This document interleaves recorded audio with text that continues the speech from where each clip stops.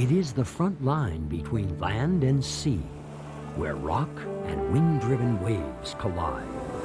Its residents are assaulted by the incoming tide and exposed to the air by the ebbing tide. Why would anything choose to live here? How can this hostile arena be such a cauldron of regeneration, such a teeming realm of life? What beckons so many creatures to this place called Seashore?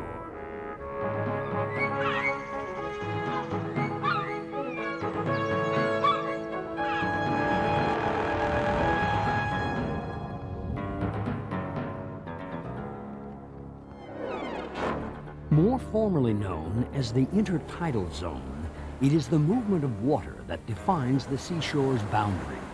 The highest point the waves cast their spray marks the seashore's upper border. The lower boundary is drawn by the lowest of low tides.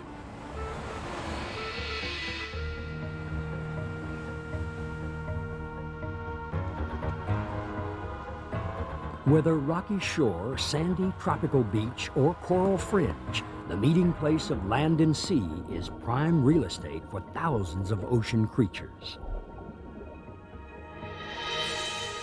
Which of course makes it a bountiful hunting ground for land-based creatures. While its food-rich waters have long fed our bodies, to ancient minds, the sea was also the universal womb from which gods were delivered.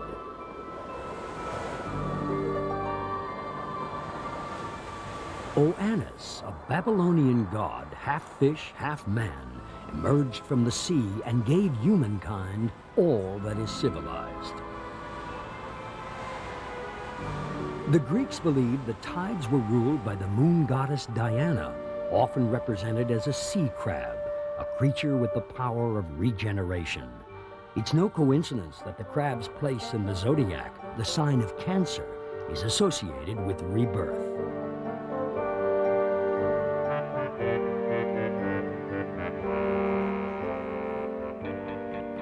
The crab's place at the seashore is anywhere. It's one of the few creatures that travels throughout the intertidal zone. There are many types of intertidal zones, but rocky shorelines found throughout the world sustain the greatest diversity of life. This intertidal zone resembles a 4-story house which gets flooded twice a day. The roof garden is the spray and splash zone. Rarely submerged by the tides, those that live here thrive in the salt air. The top floor is filled with tidal pools and populated by tenants which depend on salt water, yet many have adapted to survive for hours exposed to the air. The ground floor teems with species that thrive in tidal waters, but can only withstand minimum exposure to the air. In the basement or subtidal zone, predators congregate and feed on their upstairs neighbors. For the free-ranging crab, danger can lurk below or glide overhead.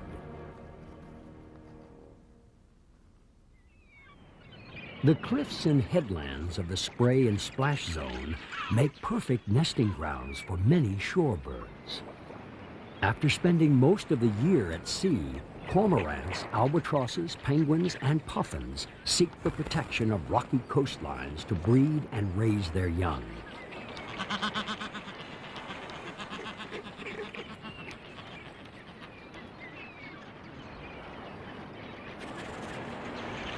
Given the popularity of nests with an ocean view, rockhopper penguins and cormorants will sometimes live side by side in integrated colonies. But the main attraction of these sites is their closeness to nature's bounty, essential for feeding their young.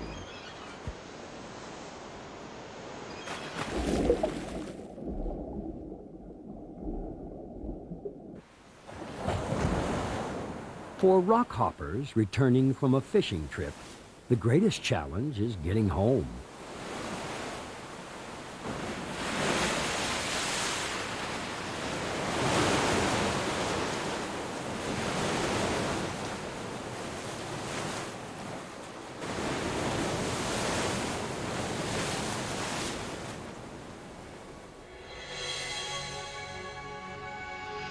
For the plants of the spray and splash zone, it's water, water everywhere, and not a drop to drink. They depend on rainwater, which their rocky footings hold little of. So their leaves, fleshy and tough like desert cacti, are designed to retain rainwater. When it came to retaining their health, sailors once ate the leaves of scurvy grass. Rich in vitamin C, the leaves prevented scurvy and were the mariner's equivalent of orange juice. When sea plants are consumed by time, their fossilized remains make chalk. Built up over the ages, this creates ancient seabeds, such as the chalk-white cliffs of Dover. But time is not the only artisan to sculpt the shore. There is the wind. From gentle sea breezes to howling gales, the wind blows coastal sands into rolling dunes.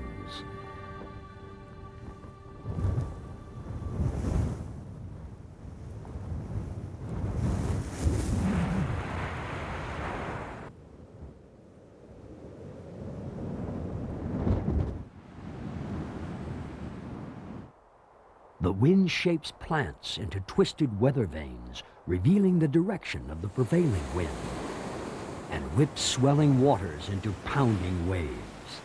How many waves hit the beach? Waves hammer North America's Pacific coast 8,000 times a day. Aptly named breakers, waves carve some shores into exotic sculpture gardens.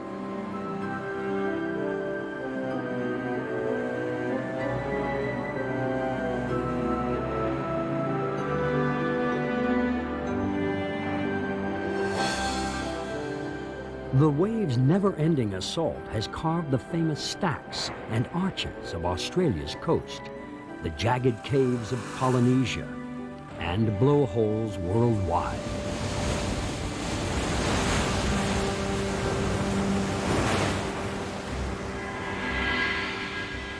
But these are merely temporary installations in the Museum of Time.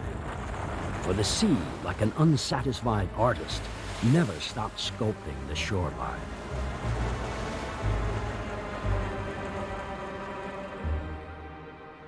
The handiwork of wind and wave has even been put to use by humans.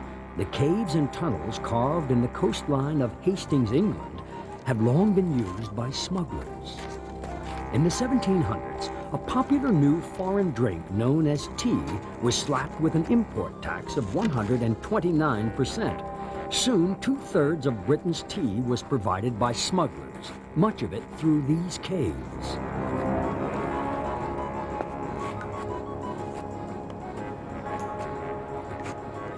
Some of the caves were even connected by tunnels to local pubs in the town above them, where the smugglers undoubtedly preferred a tot of rum to a pot of tea.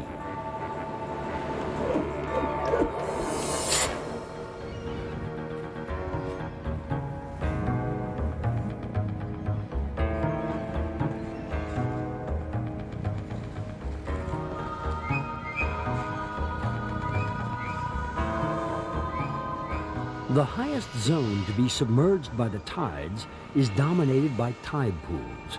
Within this band and its chain of rock pools live the creatures which need to be submerged part of the time, but can survive exposed to the air from 8 to 18 hours a day.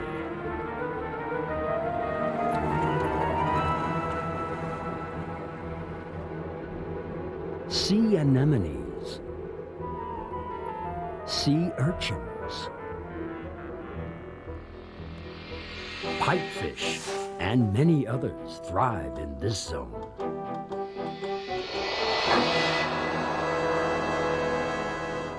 For the barnacles that dwell here, high tide delivers an ocean chowder of algae and plankton. Actually a crustacean and a distant cousin of the crab, barnacles start life as drifting larvae. Finding space in a new barnacle colony, they set up house by securing their head to the rock and growing a hard shell for protection. What do barnacles and these geese have in common? Their name, barnacle geese, comes from a time when their Arctic breeding grounds were unknown. When dead geese washed ashore encrusted with barnacles, ancient scientists concluded that they were hatched from barnacles or even a barnacle tree. Barnacles might have grown on the throne of King Canute. Believing he had power over the tides, he took his throne to the beach and commanded the tide to halt. Within an hour, the royal beach chair was underwater. Ancient Nordic peoples believed the tide's ebb and flow was caused by the breathing of their god Thor. Today we know tides are caused by the moon's gravity, and to a lesser degree, the sun's. In a never-ending game of tug of war, the moon's gravity pulls the ocean toward it, causing the water to rise. The result is high tide.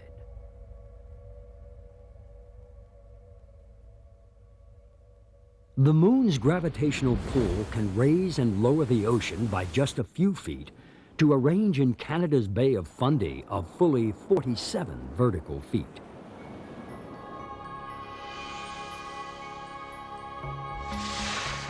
Whether it's unveiling rocky headlands or the face of a goddess, the tide always delivers. Born of the sea foam, the Hindu goddess Lakshmi symbolizes the sea's boundless generosity. Nowhere are the sea's riches more apparent than in a tidal pool. With a respite from the pounding waves, tidal pool residents relax their grip on the rocks, open up their tentacles, and step up to the all-you-can-eat buffet.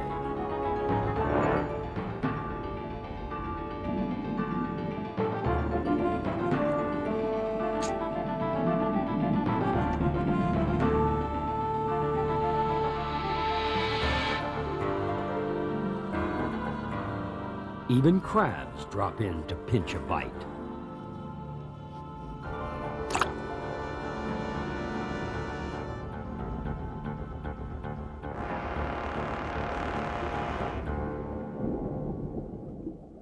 One of the most unusual feeding techniques is displayed by brittle starfish.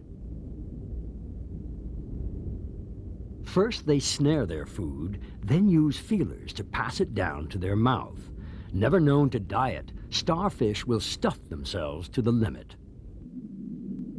Sea anemones, sometimes called the flowers of the shore, use their stinging tentacles to stun and capture prey. But this sea slug is immune to the anemone's poison. It eats the tentacles, poison tips and all.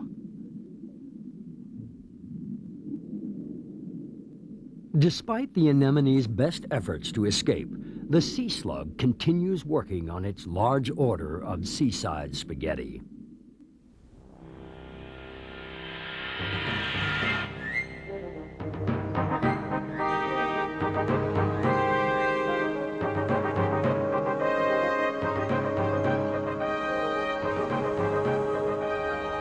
Through the ages, humans have gone down to the sea to gather food, but going to the beach for recreation is a fairly recent phenomenon. In Victorian times, bathing machines hit the beaches to protect the modest from prying eyes. Going to the beach for sun, sand, and surf has been popular ever since.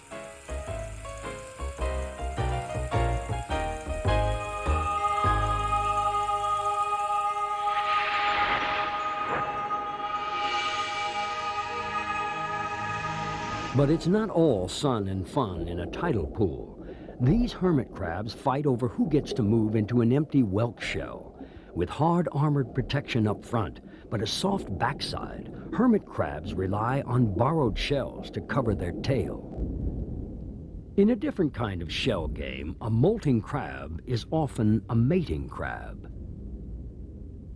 Having discarded her hard and inflexible shell, which crabs do once a year, this female's new shell, soft and pliable, is much more conducive to mating. Besides procreation, crabs also practice regeneration. Built into the crab's genetic menu is the ability to regrow lost claws. A good trick when the option is life or limb. But more dangerous than losing a claw, the warming sun heating the tidal pool. For fish that can leap, it's time to leave the jacuzzi and hit the big pool. According to Japanese legend, the Empress Jin controlled the tides with 2 jewels. When Korea attacked Japan, she used the jewel of the ebbing tide to beach the enemy fleet, followed by the high tide jewel to drown them. The Greek warrior Alexander the Great knew nothing of tides. The Mediterranean, too small to be affected by the moon's gravity, is tideless. Venturing into the Indian Ocean, Alexander's entire fleet was stranded on a sandbar when the tide went out. Other ancient cultures more familiar with the tides link them to their sense of time.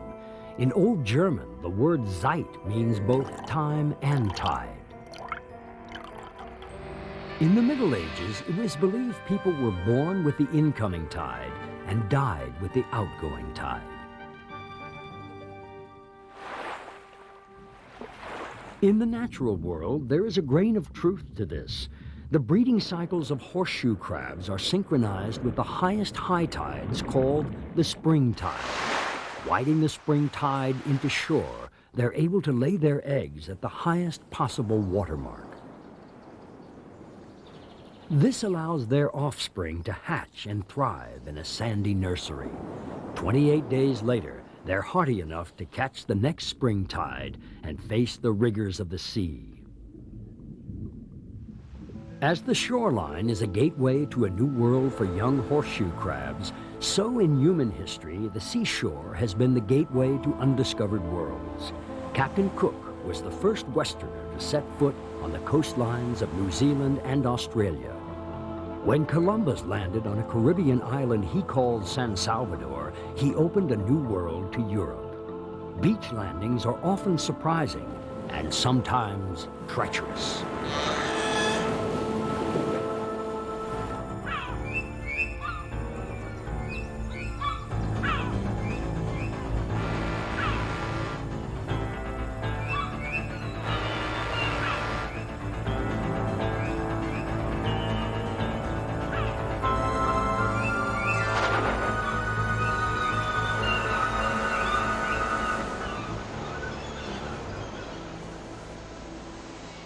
While predators can come from the sea or air, the waves themselves are a force to be reckoned with.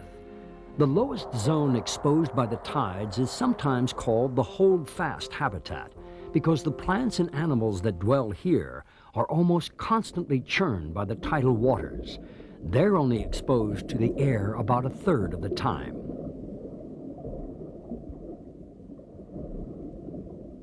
Kelp, a giant seaweed, creates underwater forests, saltwater sanctuaries for countless creatures, including kelp fish, named for their resemblance to kelp blades, a handy disguise when avoiding the hungry eye of predators.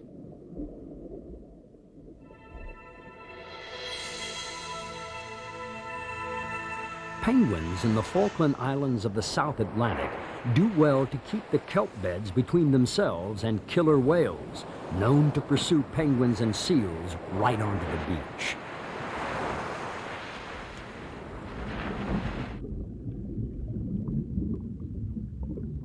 Because kelp can grow as much as 3 feet a day, the farming of kelp has become a thriving business.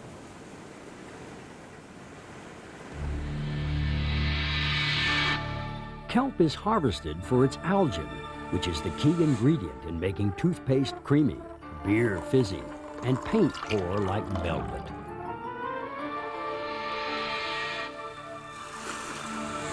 Sea otters love the kelp beds for different reasons.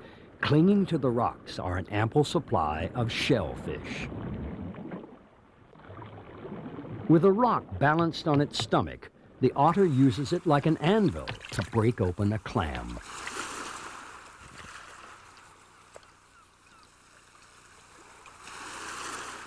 Fat and happy, otters entangle themselves in kelp covers for a seaside siesta. The kelp provides a safe anchorage, allowing them to drift off to sleep without drifting out to sea.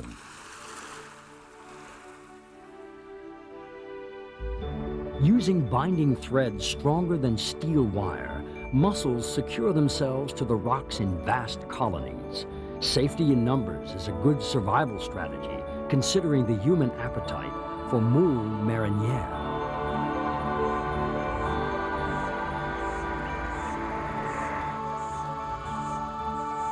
The equivalent of a kelp forest in the warm waters of the South Pacific, Indian Ocean, or Caribbean are the mangrove beds.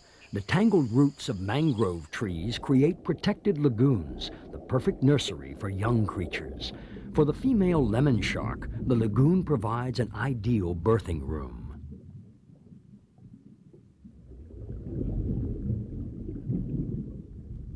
Her pups will stay here for 3 years before they're big enough to venture out into the open ocean.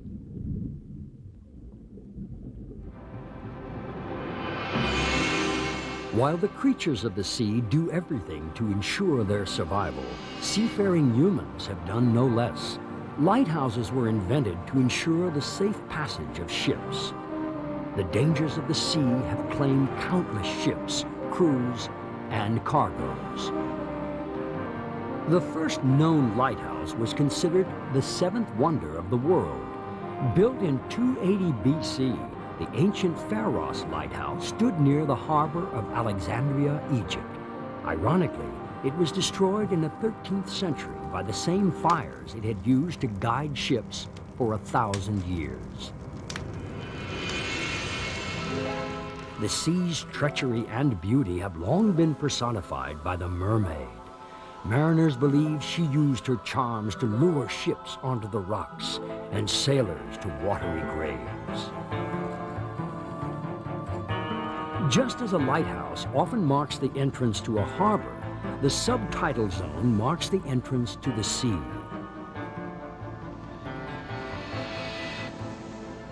Constantly submerged, the subtidal zone begins where the lowest of low tides recedes. Here, many a ship dashed on the rocks comes to rest, most by the hand of nature, but some by the hand of man. On February 13, 1748, the English sea captain Simon Peel celebrated his wedding with full crew and guests aboard his ship, the Lady Lovibond. A jealous sailor, unable to bear the bride and groom's happiness, steered the ship onto the rocks. The captain, his bride, and the entire wedding party perished in the cold waters.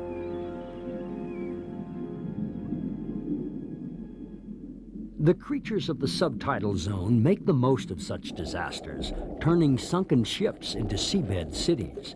This lobster sweeps out its nook to keep it shipshape. Emerging at night to scavenge on dead or dying prey, lobsters are themselves prey to fishermen. The largest lobsters found have exceeded 3 feet and weighed over 40 pounds.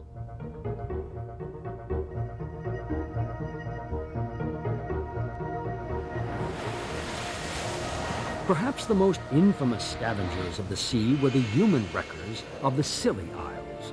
For centuries, one of the busiest shipping lanes lay between the southwest tip of England and the Scilly Isles. Praying to St. Warner, the patron saint of shipwrecks, the islanders implored that if wrecks must happen, thou wilt guide them on to the rocks of the Scillies for the benefit of poorer folk. When prayer failed, the islanders darkened the lighthouse and, waving decoy lights from cliffs, lured the ships onto the rocks.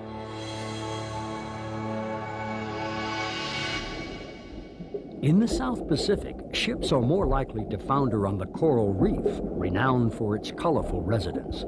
The reef is a living, breathing structure that supports a stunning array of life. Although the coral will die if exposed to the air, it thrives in the shallows of tropical shores.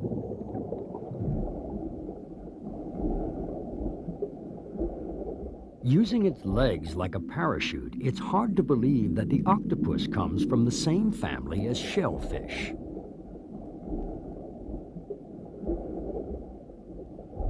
But very few shellfish have the octopus's ability to disappear in a cloud of ink.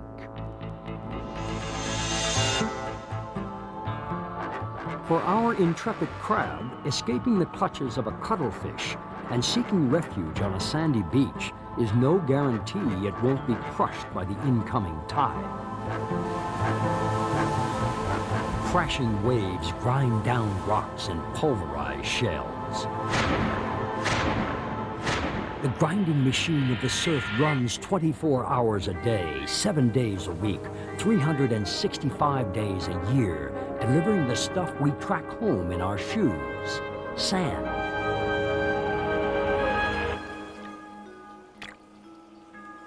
Through the sands of time, humans have gone down to the shore to reap its rewards, bury their dead, and worship its mysterious powers. According to Polynesian myth, their god of the sea, Tangaroa, was a huge fish who gave birth to all creatures. They believe we are merely fish who have shed the scales and fins of our former selves. Perhaps the urge to build castles in the sand reflects our need to pay homage to the place from whence we came.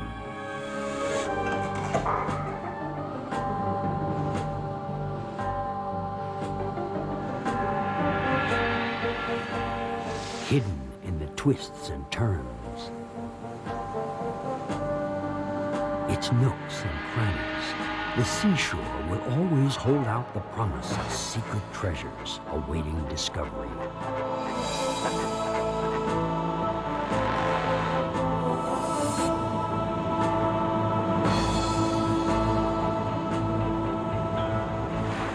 For the amazing array of creatures that make their home where land and sea collide, it will always deliver the renewable treasure of life.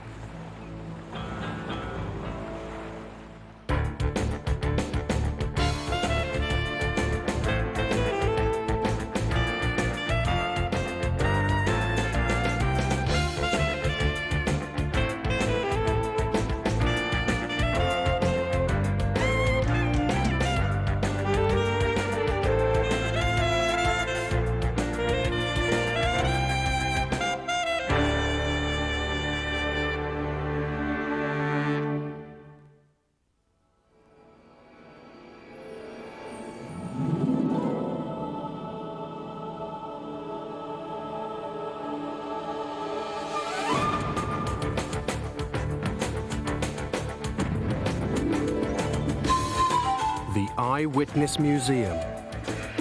Created by combining traditional filmmaking techniques with state-of-the-art graphics. Stripping away the mysteries of nature and science to reveal the essence of each subject. Bringing the world into sharp focus. The making of Eyewitness.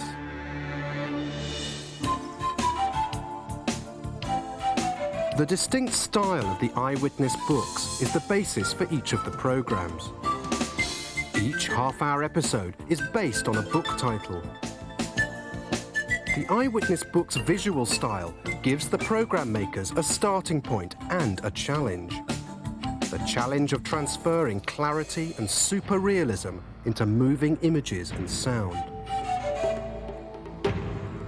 Now let's take a look behind the scenes at the making of Seashore.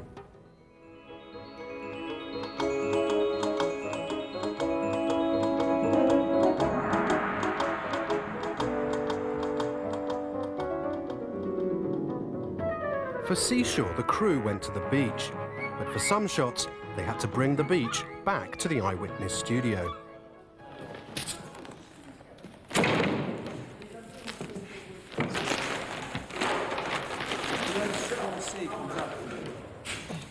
A sandcastle seen in a world of white.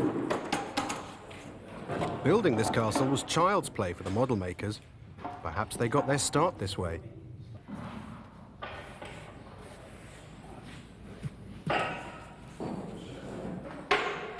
For this shot, we wanted a camera move starting high overhead. This would be no problem if the cameraman were 20 feet tall.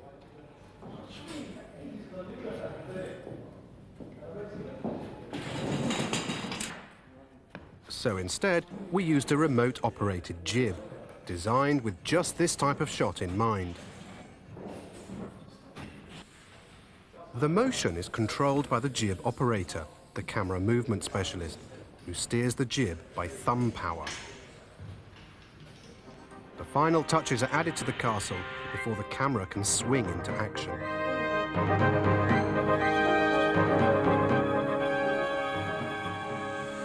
The interior shots of the sandcastle needed a separate model and a different studio altogether, equipped with another computer-controlled camera mounted on a motion control rig. The model is constantly being adjusted to allow the camera through.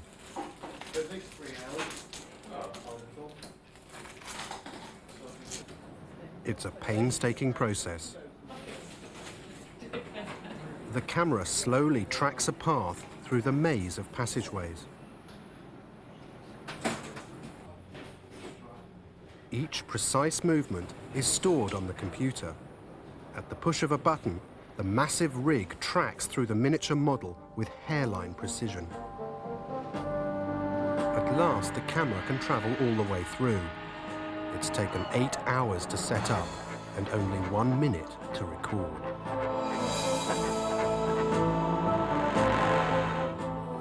Model making is no job for the egotist, as hours of hard work often result in shots that pass in the blink of an eye. The entrance to the smuggler's cave took 2 days to make and several hours to set up.